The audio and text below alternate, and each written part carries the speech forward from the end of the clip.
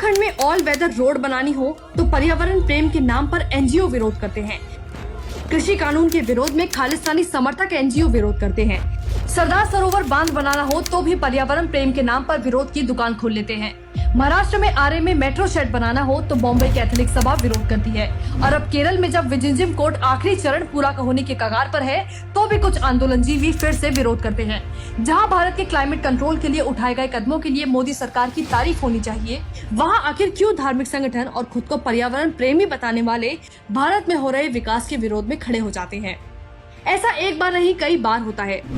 मोदी सरकार करीब 10 मीटर चौड़ी 900 किलोमीटर रोड बना रही थी ताकि चीन से युद्ध की स्थिति में सीमाओं तक सेना की पहुंच को आसान बनाया जा सके, लेकिन खुद को पर्यावरण प्रेमी बताने वाले कुछ संगठनों के विरोध के कारण सेना के लिए जरूरी ये प्रोजेक्ट रोका गया। लेकिन मोदी सरकार के इस प्रोजेक्ट की अहमियत को समझते हुए सुप्रीम कोर्ट ने 2020 में काम फिर से शुरू करने का आदेश दिया। लेकिन जरा सोचिए, क्या चीन ऐसी किसी सड़क के निर्माण के लिए जो भारत की सीमा तक जाती हो, उसके लिए तथाकथित पर्यावरण प्रेमी संगठनों की अनुमति का इंतजार करेगा?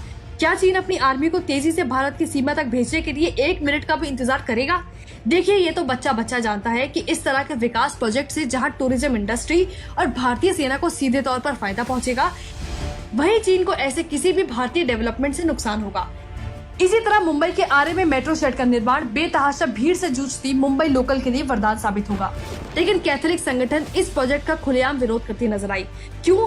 जबकि अपने कब्रिस्तान के लिए इस संगठन ने इसी आरे जंगल के अंदर ही बीएमसी से जमीन ली हुई है। तो मेट्रो के निर्माण में ऐसा दोगलापन क्यों?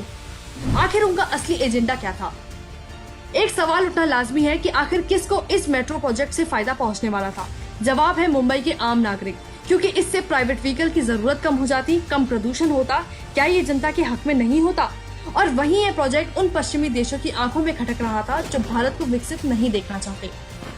हाल ही में केरल के विजिंजम पोर्ट के विरोध में कैथोलिक चर्च की पोशाक में पादरियों द्वारा उठाए गए झंडे और उनके विरोध प्रदर्शन पर एक नजर डालें। आपको बता दें, ये एक प्राकृतिक गहरे समुद्र का बंदरगाह है, यानी बड़े कंटेनर वाले बड़े जहाज बिना किसी ड्रेजिंग के गुजर सकेंगे। विजिंजम भारत का एकमात्र बंदरगाह होगा जो मौजूद सबसे बड़े जहाज को भी खड़ा करने के लिए डिजाइन किया गया है। इंडो पैसिफिक और खाड़ी देशों से व्यापार के लिए ये पोर्ट सबसे महत्वपूर्ण होगा। यूएई और सिंगापुर की जीडीपी में 7 से 8% योगदान इस तरह के क्षेत्र का ही है। व्यापार और यातायात के नजरिए से ये एक स्ट्रेटेजिक पोर्ट है। सोचिए, अगर हम इस बंदरगाह को पूरा नहीं करते तो हमारी अर्थव्यवस्था को कितना नुकसान होगा। क्या ये अजीब नहीं लगता कि ऐसे विरोध एक विदेश धार्मिक संगठन की तरफ से चलाए जा रहे हैं और इन विरोध प्रदर्शनों का आयोजन और नेतृत्व कैथोलिक चर्च के पादरियों द्वारा किया जा रहा है। वे विरोध करने के लिए गरीब मछुआरों को गुमराह कर धर्म का इस्तेमाल विकास के खिलाफ भड़काने के लिए कर रहे हैं, जबकि नेशनल ग्रीन ट्रिब्यूनल और सुप्रीम कोर्ट दोनों ने बंदरगाह पर निर्माण गतिविधि को रोकने की मांग करने वाली याचिकाओं को खारिज कर दिया है। तब भी भारत के विकास के खिलाफ ये साजिश जारी है। वे कौन सी ताकत है जो इन पादरियों के पीछे खड़ी है, जो फंडिंग के साथ सुप्रीम कोर्ट से लड़ने का साहस मुहैया करवा रही है? आखिर इस बंदरगाह से किसे लाभ होगा? जाहिर है भारत के समुद्री व्यापार को बड़ा बढ़ावा मिलेगा और जीडीपी को बढ़ाने में भी ये पोर्ट एक महत्वपूर्ण भूमिका निभाएगा। ये बंदरगाह चीन के शेंजेन बंदरगाह, कोलंबो बंदरगाह, दुबई, सिंगापुर और रॉटरडैम को टक्कर देगा। तो ये पोर्ट खटक किसको रहा है? दुश्मन देशों के चंदे पर चलने वाले एनजीओ को, साथ ही चंदे पर पलने वाली मशीनरियों को। अगर ये परियोजना पूरी हो जाती है तो उनके एनजीओ को कौन फंड करेगा? मोदी सरकार तो उनका दाना पानी बंद करवा चुकी है, इसलिए उन्हें जोरदार विरोध जारी रखना होगा।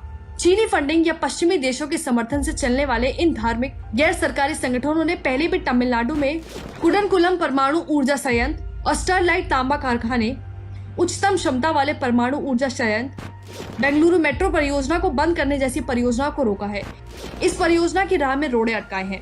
केवल स्टरलाइट तांबा संयंत्र से ही भारत को लगभग $2 मिलियन का नुकसान हुआ है और हम तांबे के निर्यातक से तांबे के आयातक बन गए। क्या आप अंदाजा लगा सकते हैं कि विदेश की चद्दे से चलने वाले इन विरोध प्रदर्शनों में कितनी ताकत है? मेधा पाटकर ने कैसे सरदार सरोवर बांध परियोजना को रोककर 1 दशक से अधिक समय तक कच्छ के गरीबों तक पानी पहुंचने से रोक कर रखा। मेधा पाटकर ने बांध की ऊंचाई बढ़ाने का विरोध किया, अंत में वह गलत भी साबित हुई। लेकिन क्या आप जानते हैं कि हाल ही में यूरोप ताजिकिस्तान के सबसे ऊंचे बांध में मोटा पैसा लगा रहा है ताकि रूस यूक्रेन युद्ध के चलते पैदा हुई अपनी ऊर्जा की जरूरत को पूरा कर सके? क्या आपने किसी एनजीओ और पर्यावरण प्रेमी को इस बात के खिलाफ प्रदर्शन करते हुए सुना है? नहीं ना? तो फिर भारत के लिए ही दोहरा मापदंड क्यों?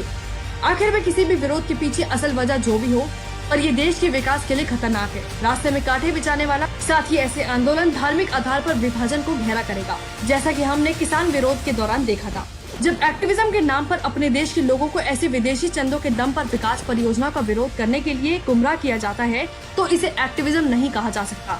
ये देश में धोखा है, ऐसा धोखा जो प्रदर्शन और विरोध के नाम पर भारत के विकास को कई साल पीछे कर देता है। लेकिन मोदी सरकार ये तय कर चुकी है कि भले ही कोर्ट जाना पड़े, भले ही लोगों को समझाना पड़े, लेकिन मोदी सरकार ऐसे संगठनों के दबाव में ना आकर देश को आगे लेकर जाने का काम यूं ही चलता रहेगा।